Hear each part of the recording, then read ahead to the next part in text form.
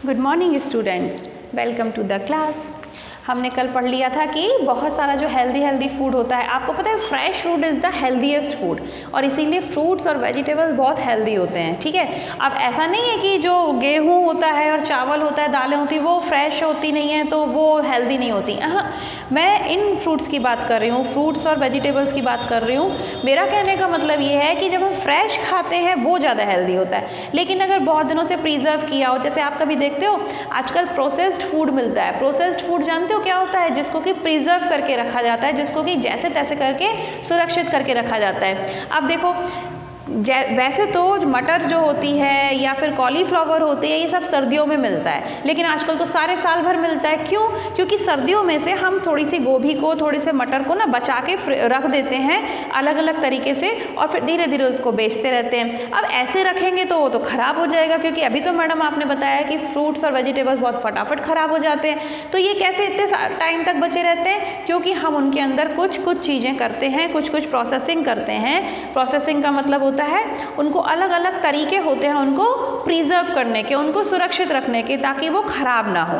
अब ये कौन कौन से तरीके होते हैं? तो कभी कभार तो हम उनको कैनिंग करते हैं। कैनिंग का मतलब होता है उनको डिब्बे में बंद किया जाता है, अलग अलग चीज़ों को। किसी का हम अचार बना के रख देते हैं, किसी का हम मुरब्बा बना के रख देते हैं, किसी को कोल्ड स्टोरेज में डालते हैं, मतलब उनको बहुत कम टेम्परेचर पर डालते हैं। लेकिन ये जो फूड होते हैं वो इतने हेल्दी नहीं होते हैं जितने फ्रेश होते हैं। ठीक है, तो इनको प्रोसेस्ड फूड कहा जाता है। अब प्रोसेस्ड फूड में हम अलग अलग तरीके से, जैसे कि मटर कभी देखा है आपने? मटर, आप जैसे ब्रोकली हुआ, पीस हुआ, मतलब मटर हुआ, ये सब आप बाज़ार में जाओगे तो आपको दो तरीके के मिलेंगे। एक तो ताज़े, अभी जो मटर आएंगे वो तो ताज़े होते हैं, जिनको कि मम्मी लोग छील के उसमें से बीज निकाल के फिर उसकी सब्ज़ी बनाती हैं। लेकिन जब गर्मियों में हम पापा मटर लेकर आते हैं मम्मा, तो आप देखना कि वो तो एक पॉलीथीन में आते हैं और वो पूरे उसमें बर्फ़ जमी होती है। क्यों? क्योंकि हम उनको कोल्ड स्टोरेज में डालते हैं, उनको बहुत कम टेम्परेचर पर फ्रिजेज में डाला जाता है। बड़े बड़े फ्रिज होते हैं, अपने घरों में तो छोटे होते हैं, मार्केट में बहुत बड़े बड़े फ्रिज होते हैं, उनको इस तरीके से प्रिजर्व किया जाता है। जैसे कि स्पिनच, पालक हुई, ब्रोकली, पीस या गाजरें। गाजर आप देखते हो सारे साल मिलती है, वो पीली वाली गाजर है ना। एक लाल वाली गाजर तो अभी सर्दियों में आएगी, जिसका कि खूब सारा हलवा बना के खाते हैं। लेकिन जो पीली वाली गाजर होती है वो आपको दुकानों पे, कभी मम्मी के साथ बाजार जाओ सब्जी लेने के लिए तो ध्यान देना कि कौन कौन सी बातें हमने पढ़ी थी, तब आप वहाँ देखना। गर्मियों में, सर्दियों में आपको पालक मिल जाएगी, लेकिन वही उसमें बर्फ़ जमी होगी, है ना। मटर मिल जाएंगे, लेकिन वो भी पन्नी में मिलेंगे, पॉलीथीन में, पैकेट में, जिसमें कि बर्फ जमी होगी। गाजरें मिल जाएंगी आपको, कैरेट्स, येलो वाली जो ऑरेंज जैसी होती हैं, येलो नहीं ऑरेंज, और उसमें भी बर्फ़ लगी होती है। क्यों? क्योंकि उनको स्टोरेज में संभाल के रखा जाता है। ठीक है, इसी तरीके से अगर हम कैरी की बात करते हैं, कैरी खाते हो ना, कैरी हुआ, नींबू हुआ, ये सब का सब अपन कैसे इसको पिकल्स वगैरह बना लेते हैं। आंवले जो आते हैं सर्दियों में आते हैं, लेकिन उनका भी हम मुरब्बा बना लेते हैं या उनका अचार बना लेते हैं और हम उनको सारे साल खाते हैं। लेकिन ये सारी चीज़ें इतनी हेल्दी नहीं होती हैं जितनी कि हमें फ्रेश फ्रूट और वेजिटेबल हेल्दी होता है। ठीक है, प्लम्स हुए, पीच हुए, लीची हुई। अब आप बाज़ार में जाना कभी, आपको प्लम फ्रूट होता है, लीची फ्रूट होता है, या फिर ये बोल रहे हैं पीच जो होती है, वो सब आपको डिब्बों में भरे भरे दिखाई देंगे, रखे रहते हैं और खूब महंगे महंगे मिलते हैं, है ना। तो वो भी, स्ट्रॉबेरी, पाइनएप्पल, ऑरेंजेस जो होते हैं उनके हम जैम्स और जेलीज़ बना लेते हैं। जो रॉ मैंगो, कच्चा आम जिसको हम कैरी कहते हैं, उसका अचार बन जाता है। Processed foods do not gate spoiled easily. अब ये जो चीज़ें वो आराम से ऐसे ख़राब नहीं हो जाती 2-3 दिन में, इनको प्रॉपरली पैक किया जाता है। ठीक है ना, इनको अच्छे से टाइट कंटेनर में पैक किया जाता है, जिस पॉलीथीन में रखेंगे उसको भी टाइटली पैक किया जाता है ताकि ये ख़राब ना हो, है ना। और इसके बाद ये फिर दूर दूर तक इनका ट्रांसपोर्ट किया जा सकता है। इनको ट्रक्स में भर के, बसेस में भर के दूर दूर तक कहीं पर भी शहरों में पहुंचाया जाता है, बड़े केयरफुली, क्योंकि कांच की कैन से ख़राब ना हो जाए या फिर टूट फूट ना जाए, नहीं तो तेल फैल जाएगा अगर अचार होगा तो, और या तो फिर सब्जी पूरी अगर ओपन हो गया डब्बा तो ख़राब भी हो जाएगी। तो इसीलिए बहुत केयरफुली इनको एक सिटी से दूसरी सिटी तक या एक कंट्री से दूसरी कंट्री तक एक्सपोर्ट किया जाता है, इम्पोर्ट किया जाता है, ट्रांसपोर्ट किया जाता है। जब हमारे देश से कोई चीज़ बाहर भेजी जाती है उसे हम एक्सपोर्ट करना कहते हैं। जब बाहर के देशों से कोई चीज़ हम खरीदते हैं तो उसे इम्पोर्ट कहते हैं, और बाकी इन सबको मिला जुला के ट्रांसपोर्ट कहते हैं। एक जगह से दूसरी जगह चीज़ों को लेके जाना ट्रांसपोर्ट कहलाता है। ठीक है, फिर ये कह रहे हैं कि थोड़ा सा पढ़ लें, पढ़ तो क्या लें, हमने पढ़ा ही दिया आपको सब। अब ये कह रहे हैं कि आपको पता है कि जब चीज़ों को ट्रांसपोर्ट किया जाता है, ये जो प्रिजर्व फूड होते हैं जिनको हम प्रोसेस्ड फूड कहते हैं, ये एक तो न्यूट्रिशियस नहीं होते इतने, है ना, हेल्दी नहीं होते इतने, और दूसरी बात ऐसा नहीं कि अनहेल्दी होते हैं, होते तो हेल्दी हैं बट इतने हेल्दी नहीं होते जितने फ्रेश फ्रूट और वेजिटेबल्स होते हैं। उसके बाद एक और चीज़ प्रॉब्लम इनकी ये होती है कि एनवायरनमेंट को भी ख़राब करते हैं। अब कैसे भाई, जब इनका इतना दूर दूर ट्रांसपोर्टेशन होगा तो बड़े बड़े ट्रक्स लगेंगे, बड़े बड़े ट्रक्स व्हीकल्स लगेंगे तो वो धुआं निकालेंगे, कार्बन डाइऑक्साइड निकालेंगे, तो इन्वायरमेंट में पोल्यूशन भी फैलेगा।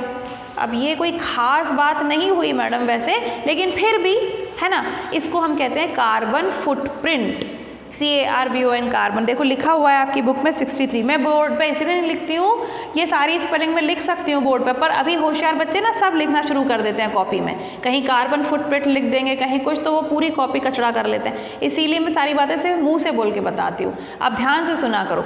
तो इसे हम क्या कहते हैं, कार्बन फुटप्रिंट कहते हैं, CARBON carbon, FOOT foot, PRINT print, तो कार्बन फुटप्रिंट कहते हैं। बस इसमें कुछ खास नहीं है, ये जब आप बड़े हो जाओगे तब ज़्यादा डिटेल में पढ़ोगे। आपको सिर्फ इतना पता होना चाहिए कि ट्रांसपोर्टेशन के दौरान जब हम अपने प्रोसेस्ड फूड को ट्रांसपोर्ट करते हैं, उसमें जो ट्रक्स लगते हैं, बड़े बड़े व्हीकल्स लगते हैं, तो बहुत सारी कार्बन डाइऑक्साइड रिलीज़ करते हैं, पॉल्यूशन होता है जिसको कि हम कहते हैं कार्बन फुटप्रिंट। अच्छा, इसके बाद हम आते हैं, हमने फ्रूट्स एंड वेजिटेबल्स की बात तो कर ली, वो फ्रेश कैसे हमारे पास आते हैं ये भी पता चल गया, और वो प्रोसेस्ड होकर यानी कि प्रिजर्व होकर कैसे आते हैं हमें ये भी पता चल गया।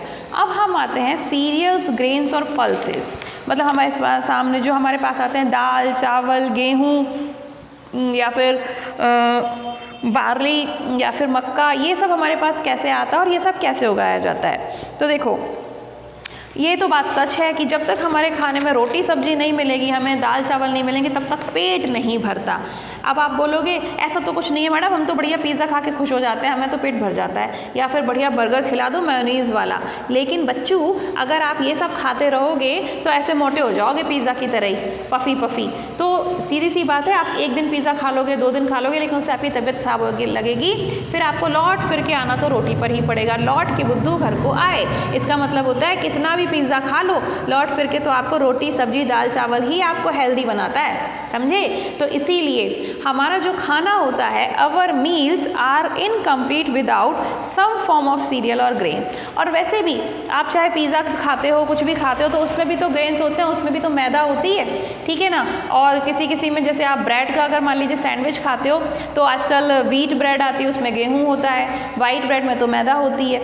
अगर आप और भी कुछ स्नैक्स खाते हो तो किसी में चावल होंगे, किसी में दाल होगी, कुछ ना कुछ तो होगा। तो सीरियल्स किसी ना किसी फॉर्म में तो होते हैं। मान लीजिए आप डोसा वोसा खाते हो तो उसमें भी चावल वगैरह होते हैं, दाल होती है, तो उधर भी सीरियल्स होते हैं, ठीक है ना। तो ये कह रहे हैं कि हमारा खाना सीरियल्स के बिना तो पॉसिबल नहीं हो पाता है। We use wheat to make cakes, bread and chapatis. Cake में भी वीट डलता है, ब्रेड में भी वीट डलता है, चपातीस तो आप खाते ही हो। Eat rice in our meals, either steamed or biryani, and as an ingredient in idlis and dosas। हम बिरयानी खाते हैं, वो भी चावल से बनती है। सिंपल राइस खाते हैं, दाल चावल, वो भी राइस होते ही हैं। इसके अलावा इडली खाओ, डोसा खाओ, ये सब में हमें राइस मिल जाते हैं।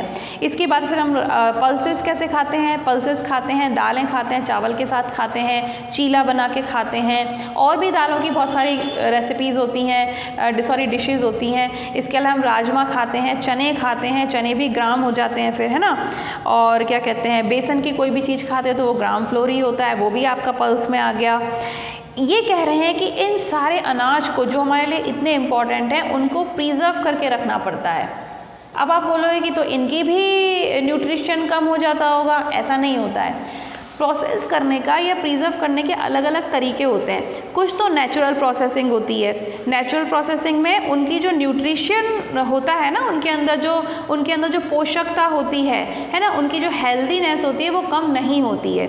और कुछ प्रिजर्वेशन ऐसा होता है जिसमें केमिकल यूज़ किए जाते हैं, आर्टिफिशियली उनको अगर प्रिजर्व किया जाता है तो वो चीज़ें नुकसान करती हैं, ठीक है। तो ध्यान से सुनना, हर वक्त प्रिजर्व फूड जो होगा वो हमेशा नुकसानदायक नहीं होगा, लेकिन वो थोड़ा कम हेल्दी होता है, लेकिन वो भी इसीलिए कि अगर उसे नेचुरल तरीके से प्रोसेस्ड नहीं किया गया है, प्रिजर्व नहीं किया गया है, तो उसकी हेल्दीनेस जो होती है वो थोड़ी कम हो जाती है, अदरवाइज़ बहुत ज़्यादा कम नहीं होती है। ठीक है, लेकिन जिनके अंदर केमिकल डाले जाते हैं, जिनके अंदर कुछ आर्टिफिशियल चीज़ें डाली जाती हैं, केमिकल्स क्या होते हैं वो अभी आप अच्छे से नहीं समझ पाओगे, बस अभी इतना समझ लो कि कुछ आर्टिफिशियल तरीके से अगर प्रिजर्व किया जाता है, प्रोसेस किया जाता है खाने को, तो उनकी जो न्यूट्रिशन है, उनकी अंदर जो न्यूट्रिशियस वैल्यू है, उनकी जो हेल्दीनेस है वो कम हो जाती है। ठीक है, अब ये कह रहे हैं कि देखो हमारे these were preserve by man, जो हमारे अनाज होते हैं उसको तो हमेशा से प्रिजर्व करके रखा जाता है, लेकिन इनकी हेल्दीनेस कम क्यों नहीं होती है?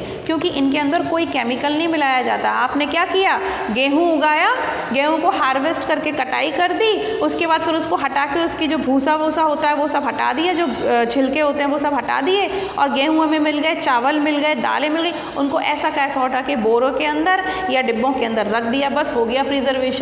ठीक है ना, और ज़्यादा कुछ करने की ज़रूरत नहीं पड़ती, इसलिए ये नेचुरल प्रिजर्वेशन है। तो और धूप में उसको सुखा देते हैं ज़्यादा करके, तो धूप में जो छोटे मोटे कीड़े मीड़े होते हैं वो सब मर मुर जाते हैं। तो इसमें हम कोई केमिकल नहीं डाल रहे हैं, कोई आर्टिफिशियल चीज़ें नहीं डाल रहे हैं, तो इसीलिए इनकी जो हेल्दीनेस होती है, इनकी जो न्यूट्रिशन होता है इनका, वो ख़राब नहीं होता है। आ गई बात समझ में? लेकिन अब कुछ चीज़ें ऐसी होती हैं जिसमें कि जैसे कि आप ये खाते हो ना चिप्स वगैरह, तो उसमें हमें प्रिजर्वेटिव डालने पड़ते हैं, उसमें केमिकल्स डाले जाते हैं, इसीलिए नुकसान करते हैं।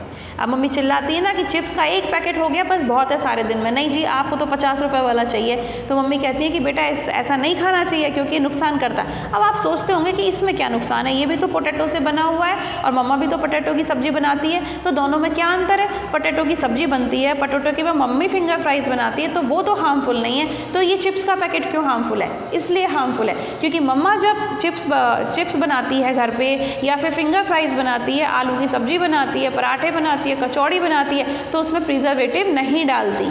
ठीक है, लेकिन जब ये फूड बनता है, अब क्या इतने कब बनाया होगा पता नहीं चिप्स, है ना। अब मान लीजिए आप अंकल चिप्स खाते हो, तो अंकल चिप्स वालों ने पता नहीं 2 महीने पहले वो चिप्स बने होंगे। ठीक है, उसके बाद फिर पता नहीं कहाँ से आए होंगे। आप मान लीजिए राजस्थान में रहते हैं और आपके चिप्स आ रहे हैं बम्बई से, तो बम्बई से यहाँ तक लाने में, उनको प्रिजर्व करने में केमिकल्स अगर यूज़ किए जाएंगे तो उसकी हेल्दीनेस ख़त्म हो जाती है, ख़राब हो जाती है, थोड़ी कम हो जाती है।